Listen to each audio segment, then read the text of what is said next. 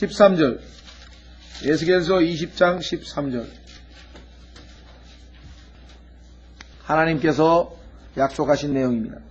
그러나 이스라엘 집이 광야에서 내게 반역하여 사람이 행하면 그 가운데 살게 될 내 법규 안에서 걷지 아니하며 내 법도를, 여기 나와 있는데요, 멸시하며, 아까 아모스에 나와 있는 제목이 나와 있죠. 멸시하며 하고 내 안식일도 크게 더럽혔으므로 내가 말하기를 내가 광야에서 그들에게 내 경노를 쏟아 그들을 소멸시키리라 하였느니라.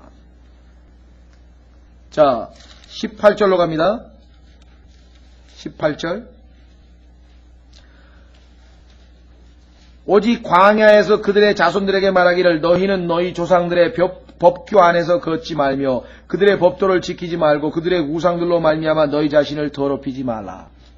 너희 조상들이 나의 말을 멸시하고 내 명령을 안 지키고 거짓되이 행했는데 너희는 그리하지 말라고 하나님께서 지금 명령하신 장면이 나와 있죠.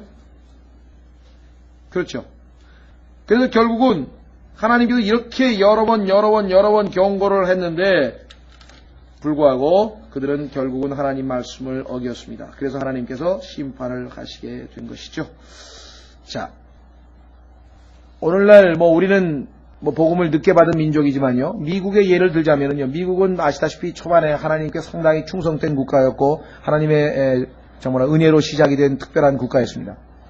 그런데 그 하나님의 말씀을, 예를 들면 미국의 건국, 소위 말하면 공신들이라고 할 수 있는 워싱턴이라든가 제퍼슨이라든가 아담스라든가 이런 사람들은요, 우리가 보기에는 성경적으로 얘기할 때 예수 그리스도의 보혈을 공로를 믿고 신뢰해서 구원받은 그러한 개인적인 간증이 있는 사람들은 물론 아닙니다. 그래서 우리는 그 사람들이 거듭난 그리스도인인지 아닌지는 우리가 판단할 수는 없어요.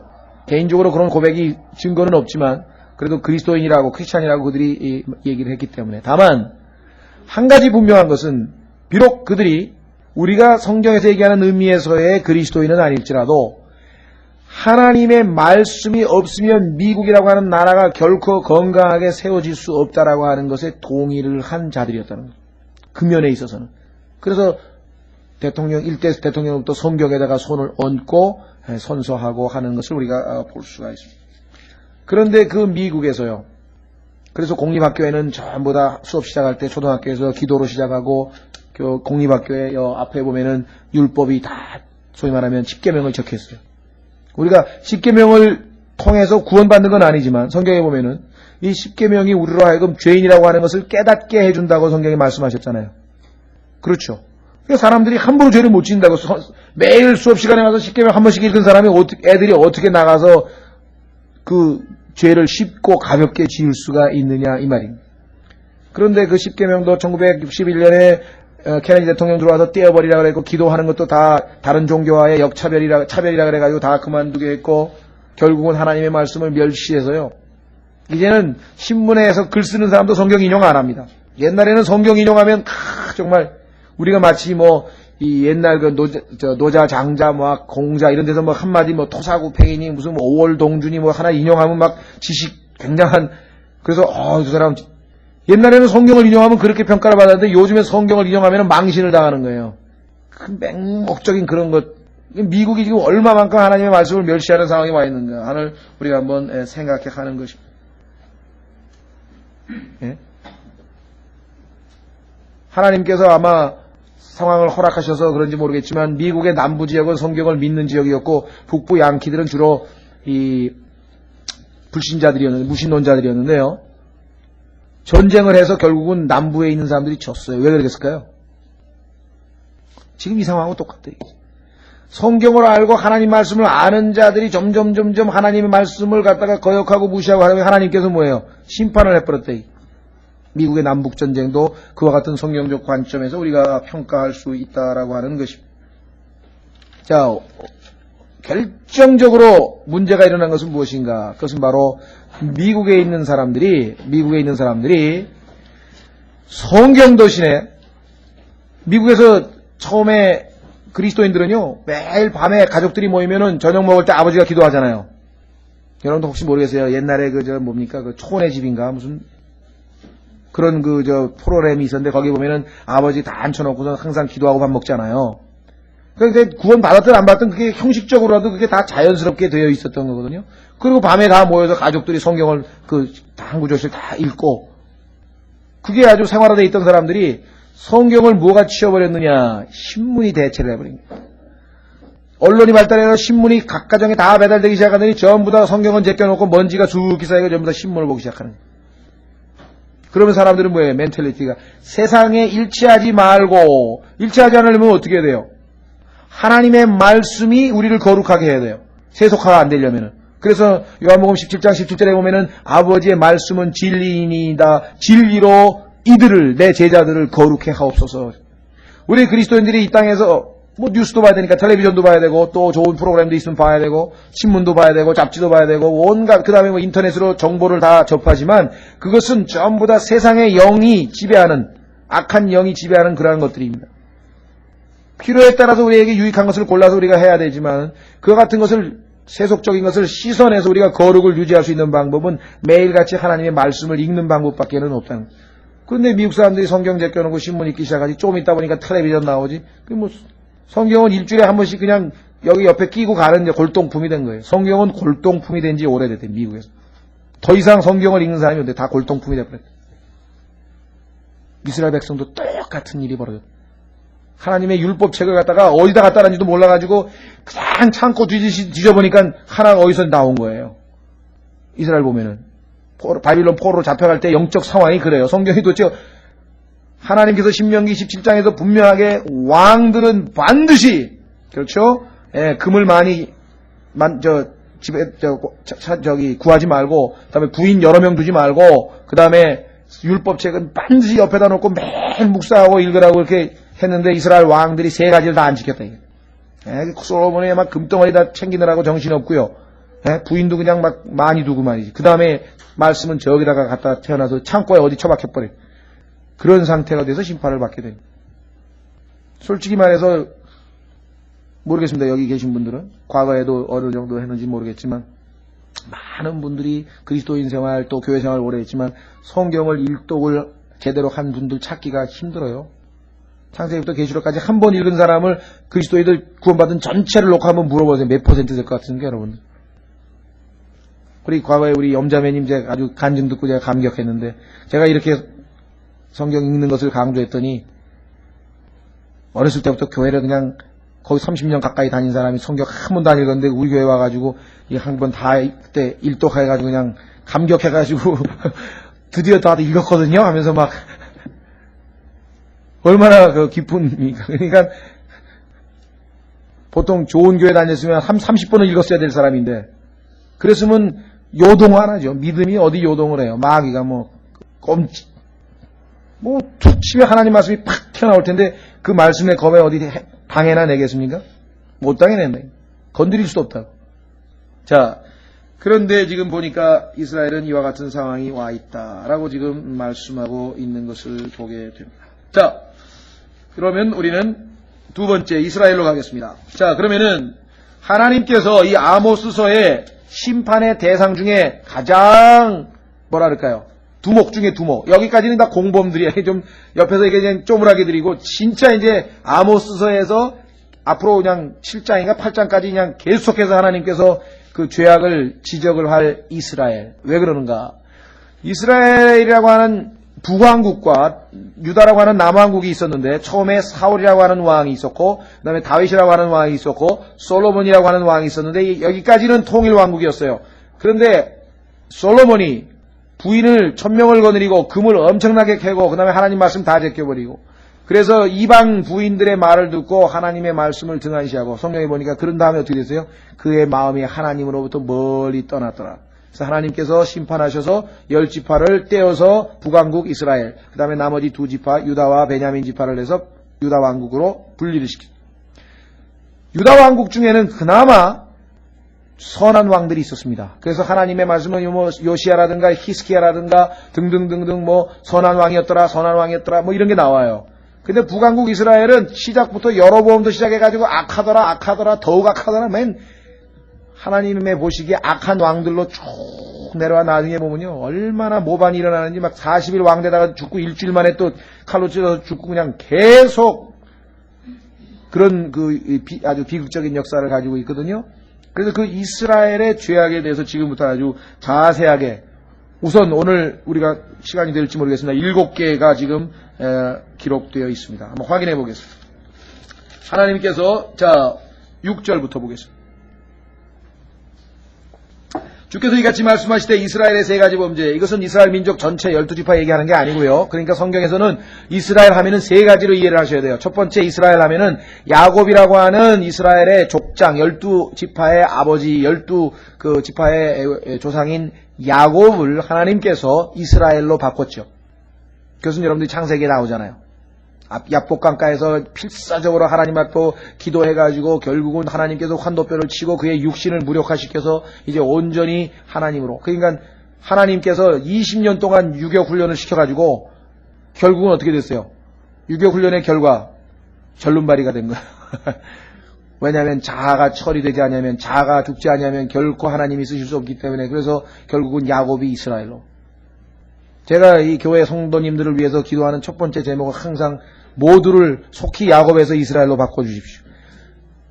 그것 이외에는 뭐 조금 열심히 내고 뭐 조금 이거 해봐야 그건 다 이게 별 의미가 없는 거예요. 주님께서 모든 우리의 신앙생활은 야곱에서 이스라엘로 변화시키기 위한 과정이에요. 그때 시련도 있고, 그때 절망도 있고, 그때 배신도 당하고, 그때 쫄딱망하기도 하고, 그때 자식이 죽기도 하고, 모든 일들은 왜? 그래야 이제 하나님이 기뻐하시는 인물이거든요. 육신은 하나님을 기쁘시게 할 수 없다라고 로마서에 써 있잖아요. 그러니까 우리 그리스도인이 육신이 처리되지 않은 상태에서는요. 그래서 그 모든 우리가 보기에는 참 어려운 과정을 거쳐서 결국은 에베소서 2장에서 우리는 그의 작품이니라. 작품이 하나 만들어져야 돼요. 그게 이스라엘이에요. 하나님의 왕자라. 야곱은 뭡니까? 찬탈자, 남의 것 도둑질하는 자예요. 자기 외삼촌 거 다 도둑질했지, 형 거 축복 도둑질해갔지. 그것뿐입니까? 엄마 뱃속에서부터 그냥 형이 먼저 나가려는 거 다리 붙잡고 늘어져가지고 그냥 잡아뜨렸지. 그 서플란터라고 하는 이 야곱이란 이름이 그런 이름이에요. 오죽하면 하나님께서 이름을 그렇게 지어줬겠어요. 두고두고 네 자신을 알라 이거지, 그렇죠? 이름을 아예 그렇게 지어줬다고. 네? 그런데 그가 이스라엘이 된 것이에요. 그래서 첫 번째 이스라엘이 나올 때는 문맥에서 이게 개인에 대한 이름인가, 두 번째에는 하나님께서 북왕국 10지파를 이스라엘 왕국이라고 이름을 지어줬죠. 세 번째에는 12지파 전체를 하나님께서 이스라엘 민족이라고 불렀어요. 그러니까 이 3가지 중에 어떤 게 해당되는지를 우리가 좀 구분해야지, 그렇지 않고 이스라엘이란 말 하나 나오는 거를 다 같이 똑같은 의미로 해석을 해서는 안 되겠죠. 그래서 항상 성경은 앞뒤 문맥을 보셔야 되는데 여기에는 유다가 왕국이 언급이 되어 있기 때문에 당연히 10지파 북왕국 이스라엘 왕국에 대한 얘기라는 것을 우리가 알 수가 있습니다. 자, 6절부터 주께서 이같이 말씀하시되 이스라엘의 3가지 범죄 곧 4가지 범죄로 인하여 내가 그 형벌을 돌이키지 아니하리니 그 까닭은 첫째, 그들이 은을 위해 의로운 자를 팔며, 요즘으로 치면 뇌물 받아먹은 거죠. 그렇죠? 뇌물 받아먹고 의로운 자, 무죄인데 요즘 얘기하는 건 뭐라 그러죠? 무전 유죄, 유전 무죄. 돈만 있으면 전부 죄인도 죄 없는 사람이 되고, 돈 없으면 의로운 사람도 죄인이 되는 세상. 그거 내가 만들어낸 게 아니에요. 우리나라 법원가요, 우리나라 사법 소위 말하면 재판, 법정 이런 데서 그냥 공공연한 사실로 돼 있는, 공공연한 사실. 누구든지 다 맞아 다 동의하는. 우리나라도 다를 게 하나도 없대요. 미국도 마찬가지고요. 지금 변호사 쓰면은요, 미국도 얼마든지 뭐 오제이 심슨 같은 사람 보세요. 유명한 그 미식 축구 선수도요, 뭐 엄청난 변호사 써가지고 나중에 보면 뭐 다 무죄될 뻔했네. 반면에 돈 없는 사람은 그냥 이건 뭐 완전히 뭐. 자, 그들이 은을 위해 의로운 자를 팔며, 다른 법으로, 다른 방식으로 얘기해 보면 무슨 뜻이 되느냐? 은하고 의로운 자하고, 즉 물질하고 사람하고 어떤 게 더 소중하게 여겼다는 얘기입니까? 물질을, 돈을 더 소중히 여겼다. 황금 만능주의, 배금주의, 맘몬, 하나님과 맘몬 둘 중에 하나만 선택하라 그랬는데 맘몬을 선택한 거예요. 오늘날 자본주의 사회에 살고 있는 오늘날 뭡니까? 전부 다 머릿속에 들어가 있는 비즈니스. 모든 게 돈이에요. 권력을 차지하려고 하는 이유도 전부 다 그 돈과 연관이 되어 있기 때문에 하는 거죠. 권력이 제1위. 왜? 돈 갖다 주니까. 그 다음에 2위 돈. 세 번째는 뭐예요? 그 다음에 교육. 그렇죠? 많은 지식이 있으면 또 그 앞에 가서 또 행세할 수 있잖아요. 권위를 누릴 수 있잖아요. 자, 그래서 은을 위해 의로운 자를 팔며 신 한 켤레를 위해 가난한 자를 팔았기 때문이니라. 두 번째 제목, 세 번째 제목, 7절. 그들이 가난한 자의 머리 위에 있는 땅의 티끌을 탐내며. 이거는 상당히 그 좀 풍자적으로 묘사한 거죠. 얼마나 지독하게 가난한 자들을 다 긁어먹었으면, 요즘에 여러분들 고리 대금업자들이 그냥 돈 꿔준 사람 돈 받으려고 어떻게 하는지 아시죠? 땅 파가지고선 생매장이 아니라 모가지만 딱 내놓고 그 우리나라에서 일어나는 일들입니다, 그게. 네? 엄청난 일이에요. 자, 가난한 자의 머리 위에 있는 땅의 티끌을 탐내며. 우리나라도 그렇죠. 그냥 가난한 사람은 세금을 그냥 욕많은 것까지 그냥 한 톨도 안 남기고 다 걷어가고 말이죠. 그냥 막 어마어마한 사람은 뭐 그냥 뭐 100억짜리 빌딩을 가지고 있는 사람인데 말이죠. 뭐 의료보험료를 뭐 6만 원, 5만 원 낸 사람도 있구만. 그런 식으로 지금.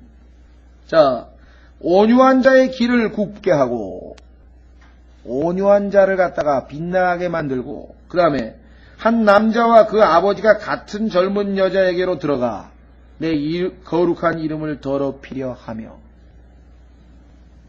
과거에 그 이조 시대 때 이 사극 있잖아요. 사극을 어쩌다 보면은 그런 얘기가 나오더라고요. 아버지가 가는 기방은 그 아들이 안 가는 거예요. 왜냐하면 자기들도 그게 아무리 봐도 뭐가 잘못된 거라는 걸 안 거예요.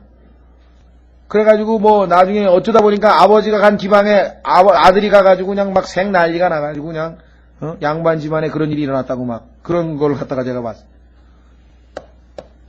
야, 이걸 요즘에 얘기하면 이게 근친상간인데요. 여러분 생각에는, 이야, 이건 뭐, 그리스도인으로 구성된 교회 안에서도 이런 일이 벌어졌습니다. 고린도전서 우리가 보면은, 이방인들 가운데서도 이름조차 언급하기도 부끄러운 일을 너희가 행하였다고 성경에 기록했습니다. 요즘에 이 성적 타락으로 인해서 이 목회자들이 이 아주 막 쫓겨나고 도망다니고 뭐 하여간 뭐 도망도 안 다니 요즘에 막 더 노골적으로 뭐 그게 뭐 시대 추세인데 뭐 어때 뭐 이런 사람도 있고요. 아주 베레베레 사람 다 있어요.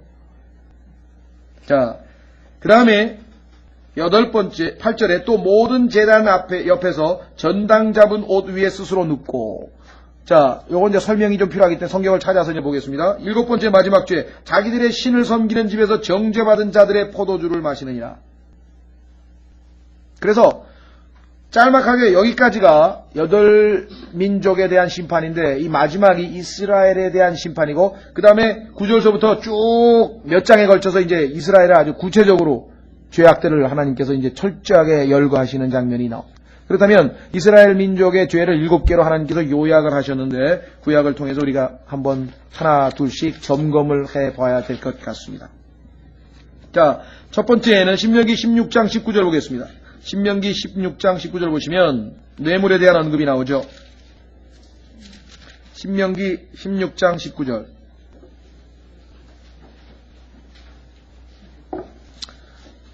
하나님께서 인간을 너무나 잘 아시기 때문에 오늘 보신 것처럼 은을 위해 의로운 자를 팔며. 여러분들 계시록 가면은요.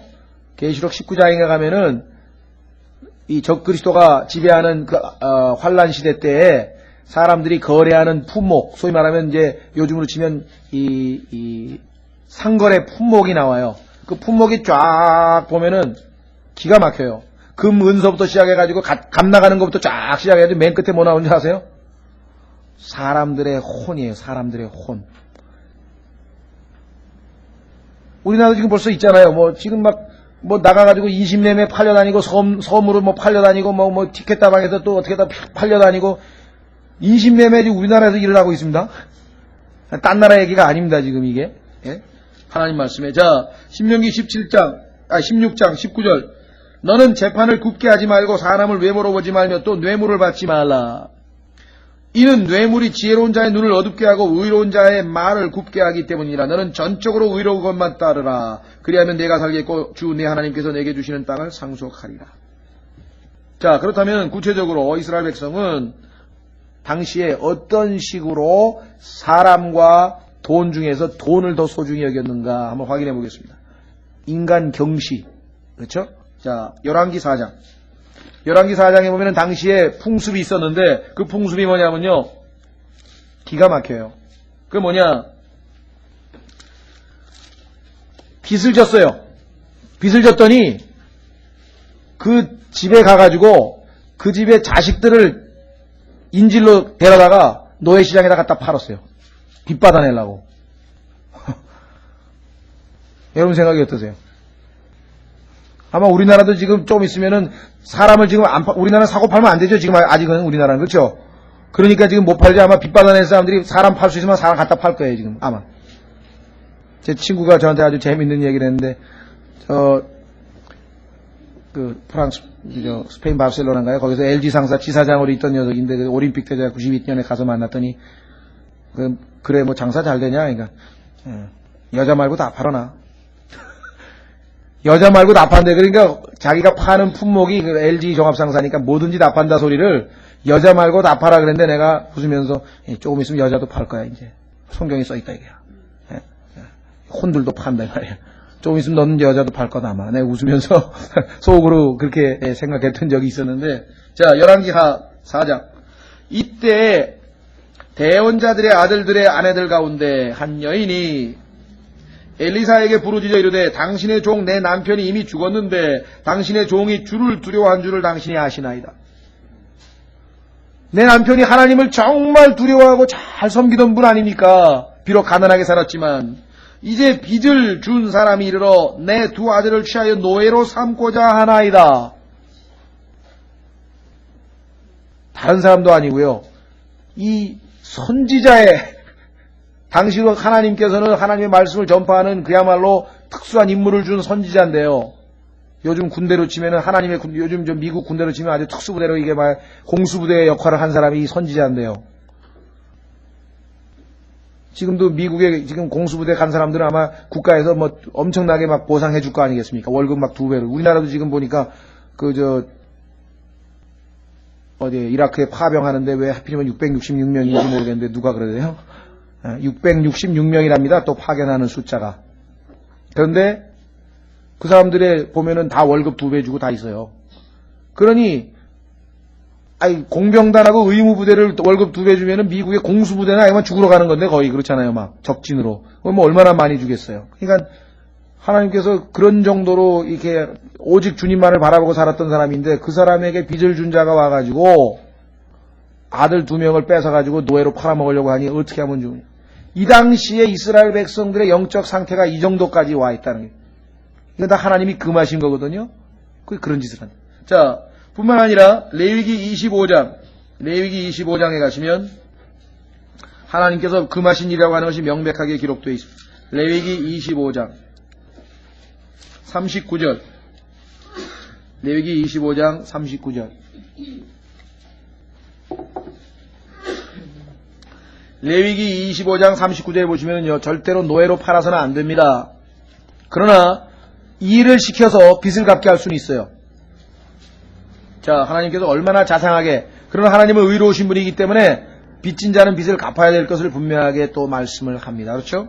자, 레위기 25장 39절. 내 옆에 거하는 내 형제가 가난하게 되어 내게 몸이 팔리거든 너는 그를 노예처럼 부르지 말고. 분명히 얘기를 했는데 노예로 팔아먹으려고 했단 말이죠. 어겼죠. 하나님의 말씀을 멸시했죠. 다만 품꾼이나 머무는 자같이 너와 함께 있게 하여, 그 다음에 기간이 정해져 있어요. 희년까지 너를 섬기게 할지니라. 매 50주년 50년째 되는까지. 그 다음에 그때에는 그와 그의 자녀들이 다 너를 떠나 자기의 본 가족에게 돌아가되 곧 그가 자기 조상들의 소유로 돌아가리라. 이는 그들이 내가 이집트 땅에서 인도하여 낸 내 종들이기 때문이니 그들이 노예처럼 팔리지 아니할 것이라. 분명하게 하나님의 말씀이 주어져 있는데도 어겼다는 사실을 우리는 열왕기 하에서 일반화된 관행을 우리가 보게 되는 것이죠. 그렇죠? 자, 생각해 보세요. 하나님은 땅은 하나님이 만드신 거기 때문에 사고 팔 수 없다 그랬어요. 모든 것을 사고 팔되 땅은 사고 팔 수 없다. 왜? 하나님께서 그 가족에게 대대로 유업으로 준 거예요. 농사져서 대대로 먹고 살아야 되는 땅인데 빚을 졌다고 해가지고 그 땅을 통째로 가져가 버리면 이 사람은 어떻게 되냐. 그렇기 때문에 하나님께서는 그렇게 되면 이 사람은 그 집에서 땅을 그 주인에게 넘겨줘서 농사 지어가지고 일부를 갖다 주고 자기가 먹을 것만 최소한 취하고, 그 대신 50년째가 되면 희년이라고 하는 것을 하나님께 정해놓고, 그죠? 7년마다 안식년이죠. 7, 7이 49에서 그 다음에 50년째가 되면은 희년이라고 해서 모두 땅 다 원주인에게, 원래 하나님께서 상속으로 준 그 모든 주인에게 다 돌려주도록 되어 있습니다. 하나님의 원칙은 소위 말하면, 요즘 얘기하는 소위 말하면 부동산 투기는 성경적으로 합당한 게 아니라는 거죠. 왜? 땅은 사고 팔 수가 없어요. 그래서 이 땅을 사고 팔 수 없게끔 만든 나라, 그 나라들은 다 잘 산다 이 말이에요. 왜? 하나님 말씀의 원칙에 딱 맞으니까. 예를 들면 미국의, 나라는 아니지만 미국의 피츠버그라고 하는 도시라든가 홍콩이라든가 또 몇몇 도시가 있어요. 그런 데는 소위 말하면 토지의 공개념이라고 하는 것을 도입을 했어요. 우리나라에서 국토개발연구원에서도 대한민국에서 부동산 투기 잡을 수 있는 방법은 하나뿐이다 이게 토지 공개념이다 이게.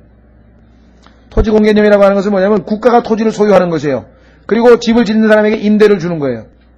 공장을 짓는 사람에게 임대를 주는 거예요. 그러니까 우리나라는 내가 회사를 하나 차려야 되겠다. 그럼 공장을 하나 지어야 되겠다. 그러면은 땅 사는데 10억 들어가. 땅 사는데. 예를 들면 공장 짓고 뭐 하다 보면은 돈이 투자에 다 들어가서 생산 설비나 뭐 이거 하는데 이게 생산적인데 돈이 잘 안 쓰인다 이 말이에요. 근데 홍콩 같은 데는 피츠버그시 같은 데는 어떠냐면요. 국가에서 싼 값으로 그걸 갖다가 임대를 해줘요. 그럼 뭐 월 예를 들면 뭐 500만 원씩 뭐 낸다든가 뭐 이렇게 하는. 그런 거 큰 뭉칫돈을 기계 사는 데다가 투자한다 이 말이에요. 생산성 있는 데 쓴다 이 말이에요. 그래서 이 토지 공개념을 실시한 나라들은 다 가나안의 문제를 해결했습니다. 홍콩 가나안 문제를 해결했습니다. 그 인구 밀도가 세계에서 그렇게 바글바글 되는데 홍콩 사람 다 살다. 그렇죠. 하나님께서는 토지는 하나님 것이기 때문에 사고 팔지 말라는 원칙. 그래서 적어도 토지세를 많이 올려서 토지를 소유의 개념으로 삼지 못하게 하면 적어도 경제 문제를 웬만큼 해결할 수 있다. 이것이 거듭난 그리스도인 경제학자가 성경을 통해서 끄집어낸 경제학 이론입니다. 헨리 조지라고 하는 사람인데 우리나라에도 헨리 조지 학파가 있어요. 그 학파를 처음으로 만든 사람은 이제 얼마 전에 돌아가신 그 예수원의 R.A. 토레이 그 대천덕 이 성공의 신부라는 사람이었습니다. 우리가 이 땅에서 어차피 악한 현 세상이기 때문에 그걸 100% 받아들이지 못하더라도 적어도 성경적 원칙에 근접해서 토지세를 많이 올리도록 그 박 대통령 시절부터 이분이 계속 건의를 한 거예요. 부동산 투기 잠재울 수 있는 방법은 하나뿐입니다. 하나님 말씀에 따라서 토지를 공개념할 수 없잖아요. 지금 다 사유가 돼 있으니까. 그러나 지금이라도 토지세를 2배 이상으로 올리면 땅 갖고 부동산 갖고 있는 사람 다 내놓는다. 그러면 국가가 그걸 소유해가지고 차근차근 토지 공개념을 실시하면 된다. 그런데 사실은 그것이 우리나라의 국토개발연구원에서 내놓은 유일한 해결책이에요. 그런데 자본주의에 있는 사람들은 뭐예요? 무슨 소리야. 사유재산인데. 이래가지고서는 토지 공개념을 거부하고 결국은 압력단체들에 의해서 실시가 못되고 해결책이지만 그런 상황에 우리가 놓여 있습니다만은 그래서 여기 보면은 그런데 땅까지 다 뺏어갈 뿐만 아니라 자식들을 다 노예로 삼았다. 자, 신명기 15장 한 구절 찾고 이 문제는 마무리 짓겠습니다. 신명기 15장 12절에서 15절입니다. 신명기 15장 12절에서 15절 말씀. 내 형제 곧 히브리 남자나 히브리 여자가 내게 팔려서 6해 동안 너를 섬겼거든 7째 해에 그를 놓아주어 너를 떠나 자유롭게 가게 할 것이요. 그러니까 땅은 50년째 되돌려주죠. 그 다음에 여기 보시면 7해째 내보내주신다. 13절 그를 보내어 너를 떠나 자유롭게 할 때에는 빈손으로 가게 하지 말고 내 양떼에서와 타작마당에서와 포도즙 틀에서 그에게 후히 줄지니 곧 주 내 하나님께서 내게 복을 주신 대로 그에게 줄지니라. 자, 여러분들 라반이라고 하는 야곱의 외삼촌 아시죠? 20년 동안 부려먹고 한 푼도 안 주고 내보내려니까 야곱이 14년인가 부려먹고 한 푼도 안 주고 내보내려니까 야곱은 어떻게 해요? 원래 남의 거 빼앗는 자잖아요. 그래 그냥 다 훔쳐가지고 결국은 하나님께서 다 뺏어서 줬지만은요 하나님 말씀을 이렇게 어긋나게 행동한다. 그렇죠? 자, 그래서 이 문제에 대해서 첫 번째 죄악, 7개의 죄악 중에서 우리가 지금 첫 번째 죄악에 대해서만 짧게 살펴보았습니다. 그렇죠? 여러분들 마태복음에 보면은 마귀 들린 자가 그 마귀에서 노임을 받고 그 마귀들이 너무 많아가지고 군단이라 그랬잖아요. 군단. 이름이 뭐냐니까 군단이라니까. 군단은 로마 군단은 한 10,000여 명 되는데요. 그 마귀들이 결국은 예수님께서 뭐라 했어요? 마귀들이 주님 당신은 하나님의 아들이신 줄 우리가 압니다. 막 그렇게 고백하니까 어디로 보내달라고 얘기했습니까? 저 돼지떼들 안으로 들어가게 해달라고 그렇게 했죠. 그랬더니 그냥 돼지떼들이 마귀가 들어가니까 그냥 난리 쳐가지고 그냥 바다로 빠져가지고 다 죽어버렸단 말이에요. 여러분 그거 아시죠? 그때 여러분 생각엔 어때요? 그 한 사람이 평생 마귀에게 붙들려서 그렇게 고난 가운데 있었는데 그 사람을 자유롭게 하고 그러면 할렐루야를 외치고 그 주님을 받아들이고 감사 기뻐해야 되는데 그 사람이 그렇게 저주로부터 마귀로부터 노임받은 것에 대해서는 관심도 안 보이고 아이고 우리 돼지 다 죽었네 큰일 났네 그래가지고 제발 좀 떠나달라고 예수님 보고 그분을 가달라는 거예요. 우리 돼지 또 잘못하면 더 죽게 생겼으니까. 예수님 당시의 사람들도 얼마만큼 타락해 있었는가. 오늘날 우리 시대는 뭐 말할 것도 없죠. 그렇죠? 그러니까 하나님의 말씀에 얼마나 어긋난 이 현 악한 세상에서 우리가 살고 있는가 잘 알 수가 있습니다. 다음 시간에 계속해서 이스라엘의 죄악에 대해서 살펴보겠습니다. 쉬었다가